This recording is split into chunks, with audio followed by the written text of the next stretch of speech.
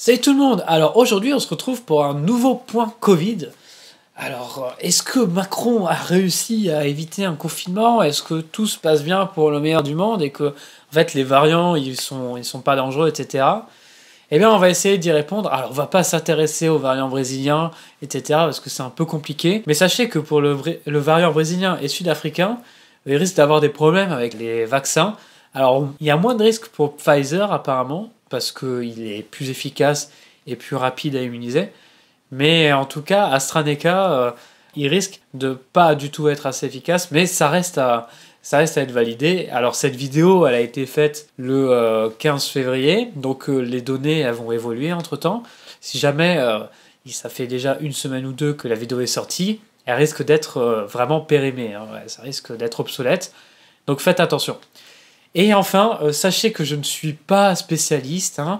Je suis juste un étudiant en informatique. Je fais mes recherches, etc. Je fais attention, j'essaie d'avoir des sources sûres et fiables, mais à tout moment, je peux dire des bêtises, et tout ce que je dis n'engage que moi. Allez, c'est parti. Alors, la question qu'on peut se poser, mais c'est quand est-ce qu'on confine? Est-ce que Macron va réussir à nous protéger d'un éventuel confinement? C'est ce qu'on va essayer de répondre, mais comme d'habitude, on ne peut pas prédire l'avenir, c'est juste une vision de ce qui risque de se passer. Alors c'est normal d'avoir peur, notamment il y a eu un premier cas de réinfection grave avec le variant sud-africain. Donc c'est quelqu'un qui est asthmatique mais qui avait déjà eu le Covid de façon plutôt modérée, mais avec la première souche du virus, et qui a eu un cas grave avec le variant sud-africain alors qu'il était malade il y a à peine 3 mois. Donc l'immunité, on pourrait se dire que voilà, ça pourrait poser problème, mais ça reste un seul cas, donc du coup c'est juste un indice, ça veut rien dire de plus. Donc ensuite il y a le maire de Metz qui demande un nouveau confinement pour la Moselle. Alors oui, c'est important parce qu'il y a 40% de contamination du variant sud-africain dans certains endroits de la Moselle. Du coup c'est normal d'avoir peur, hein, c'est normal. Mais du coup on va essayer de voir un peu la situation, comment elle se passe. Donc là c'est une capture instantanée de l'épidémie. Si vous voulez plus en détail, si vous voulez voir les derniers chiffres, eh bien, allez sur covidtracker.fr, c'est de là dont viennent les graphiques de façon générale. On zoome sur la semaine qui vient de passer, à partir du 5 janvier, on voit qu'on a une baisse significative des cas, on a un moins 10%, donc ça c'est positif, voilà, c'est super. Même si on voit que la baisse elle se stabilise, ça finit par arrêter un peu de baisser, mais c'est juste sur un point, peut-être que ça va continuer de baisser, on verra bien. Si on dézoome, on a quand même une baisse significative, hein. Donc moins 10% sur 7 jours, c'est bien. Alors qu'on teste presque pareil, hein, faut le souligner, donc c'est ça qui est bien. Ensuite, les personnes hospitalisées, pareil, ça baisse, ça aussi c'est bien, donc un peu moins 5%, mais c'est quand même bien. Et c'est normal que ça baisse moins que les cas, parce qu'il y a un décalage. Les gens, quand ils tombent malades, ils vont pas directement à l'hôpital. Mais du coup, c'est positif, ça baisse. Mais bon, on reste quand même supérieur avant le couvre-feu à 18h, et on reste proche du pic qu'on a eu pendant la deuxième vague. Donc bon, on n'est quand même pas, on n'est pas débarrassé, quoi. Et puis quand on zoome dans les réanimations, on voit que ça stabilise. Alors c'est bien aussi, mais ça fait que se stabiliser, et ça suffit pas, hein, pour vraiment rassurer tout le monde, à mon avis. Surtout qu'on reste proche du second pic et qu'on est bien supérieur à l'état qu'on avait avant le couvre-feu. Donc du coup, on n'est pas non plus super avancé quand même. Même si c'est bien, ça stabilise. Et les morts aussi, ils diminuent. 5% en moins en 7 jours, c'est bien. Mais quand même, on voit qu'on est quand même pire qu'avant le couvre-feu, toujours pareil. Maintenant, toujours dans le côté positif, l'avancement des vaccins. Donc on est arrivé à proche de 3 millions quand on accumule les premières doses et les secondes doses. Donc ça c'est super. On a même eu une accélération ces derniers temps. J'espère que ça va continuer d'accélérer.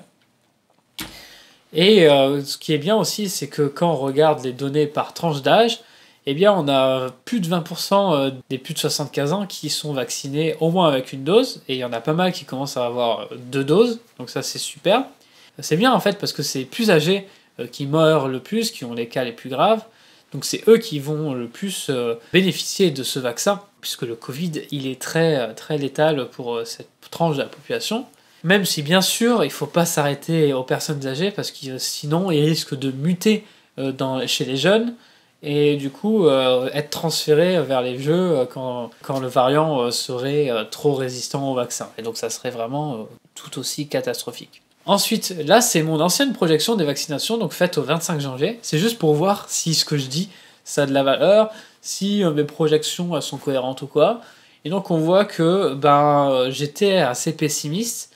En effet, on voit que en bleu, c'est les données réelles de vaccination, et en orange, c'est mes projections. Mais c'était voulu aussi, hein, c'est que je voulais pas donner de faux espoirs, je voulais être sûr que si on accélère tranquillement, on va vacciner assez de pourcentage de la population, comme disait Olivier Véran, c'est-à-dire presque toute la population fin août. Et donc du coup, je suis content parce que ça veut dire que c'est assez cohérent.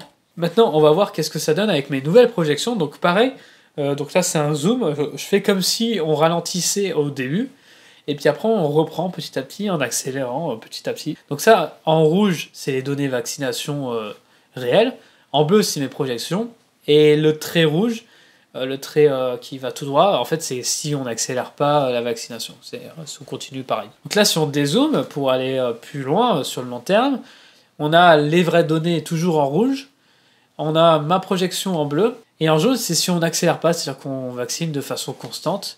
Et on voit qu'il faut absolument accélérer parce que sinon, on n'arrivera jamais à vacciner tout le monde en fin août.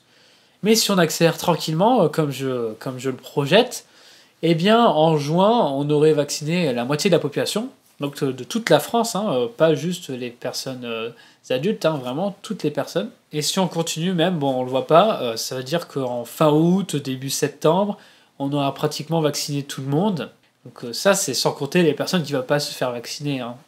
Mais voilà, on aurait assez de vaccins pour avoir vacciné tout le monde, même les jeunes. Même si, bon, peut-être qu'on ne vaccinera pas les jeunes, on verra bien. Maintenant qu'on a vu les choses positives, on va voir les choses qui sont plus négatives. Voilà, c'est les choses qui font vraiment peur en fait. Sinon, j'aurais pas fait de vidéo. C'est la domination du Covid britannique. Alors maintenant, on a des nouvelles données sur l'état d'avancement du Covid britannique. Donc là, c'est tous les variants confondus, mais la plupart des variants, en fait, c'est des variants britanniques. Donc on voit que les plus touchés, c'est en Bretagne, qui ont 37% de variants, essentiellement des variants britanniques, et puis 30% en Ile-de-France, donc voilà, ils sont un peu mal barrés parce que ces variants, que ce soit pour le Royaume-Uni parce qu'il est plus contagieux, mais aussi peut-être plus mortel, c'est vraiment négatif. Et puis les autres variants, s'ils résistent plus au vaccin ou quoi, c'est vraiment négatif, quoi. Et donc ces nouvelles données, elles ont permis à l'INSERM de faire de nouvelles projections, de nouvelles simulations pour voir comment la situation allait évoluer. Donc là, c'est le cas le plus optimiste. Alors, en vert pointillé, c'est le Covid dit normal. En noir, c'est la totalité de l'épidémie, donc le Covid normal et le Covid variant. Et en vert plein, c'est le Covid variant. On voit que dès la 8e semaine, donc fin février, on a le Covid variant qui prend le dessus. Donc c'est à partir de là que l'épidémie, elle reprend de plus belle, on va dire. Mais ça commence doucement, mais ça veut dire quand même qu'on a autant d'hospitalisations de prévues que pendant la seconde vague, fin mars. Donc ça voudrait dire potentiellement confinement fin mars. Donc ça c'est le cas le plus optimiste, c'est-à-dire celui où on considère que voilà, les vacances, ça diminue l'épidémie, parce que les gens ils respectent mieux les gestes barrières. Voilà, moi je n'y crois pas trop, mais voilà, ça serait le cas le plus optimiste. Le cas le plus probable, celui où en fait rien ne change, c'est-à-dire qu'il n'y a pas d'accélération de l'épidémie, il n'y a pas de recul de l'épidémie, eh bien on aurait pareil le Covid variant qui prend le dessus début mars, tout début mars, fin février. Et puis, du coup, l'épidémie qui va vachement plus vite, avec un nombre d'hospitalisations équivalent au pic de la seconde vague qui serait en mars. Et du coup, pour moi, ça veut dire confinement en début mars. Parce que je pense pas qu'on attende d'avoir comme au pic de la seconde vague, vu qu'on commence déjà très proche des saturations des hôpitaux. Et donc ça, c'est aussi ça qui fait peur, c'est que dans le cas le plus probable, on a un cas où le confinement, il est dans quoi 2-3 semaines. Voilà. Maximum 4 semaines, un mois max, quoi, voilà. Donc ça fait peur, quoi. Et ensuite, le scénario le plus pessimiste, qui n'est pas non plus un scénario apocalyptique, hein, c'est le cas où, en fait, on considère que pendant les vacances, il y a une aggravation des cas, hein, c'est-à-dire que, il y a un relâchement des distanciations sociales, etc. Et donc ça ferait assez peur. puisque ça voudrait dire que, pareil, par contre, le variant toujours en mars, toujours fin février, il prend le dessus. Et surtout là, on aurait un équivalent au pic de la seconde vague qui serait début mars. Voilà, ça monterait super rapidement. Et donc du coup, il faut déconfiner très rapidement dans 2 semaines. C'est ça l'ordre de grandeur, quoi. Et voilà. Donc voilà, après, je tiens à préciser, tout ça, c'est juste des projections. Ça se trouve, il va se passer des trucs super, mais ça prend en compte le vaccin. Le vaccin, il a très peu d'efficacité pour l'instant, parce qu'il n'y a pas assez de personnes qui sont vaccinées. Même si ça commence à avoir un impact, bien sûr, quand même. Voilà, donc tout ça à prendre avec des pincettes, mais c'est ça qui s'approche le plus de ce que les scientifiques s'attendent, en tout cas, courant mars. Donc pour résumer, on a une situation qui paraît être contrôlée pour l'instant, avec des cas qui diminuent, des hospitalisations qui diminuent, des morts qui diminuent, mais ça reste quand même assez fragile, puisque c'est pas du tout incompatible avec une augmentation du variant, et que le variant, il va commencer bientôt, très bientôt, dans les 2 semaines qui suivent, à prendre le dessus. Donc dans 2 semaines, normalement, il a pris le dessus. Et c'est là que l'épidémie reprend. Et que dans le cas le plus optimiste, on aura quand même besoin d'un confinement. Et dans le cas le plus probable, le confinement, il serait dans 3 semaines, 1 mois. Et dans le cas le plus pessimiste, on aurait quoi? Un confinement dans 2 semaines. Voilà. Si cette vidéo vous a plu, j'espère juste qu'elle vous a pas fait trop peur, mais quand même, partagez-la, mettez vos commentaires, n'hésitez pas. J'ai besoin de retours pour être sûr que tout est compris. N'hésitez pas à la partager, puis à mettre des pouces bleus, quoi. Allez, à la prochaine!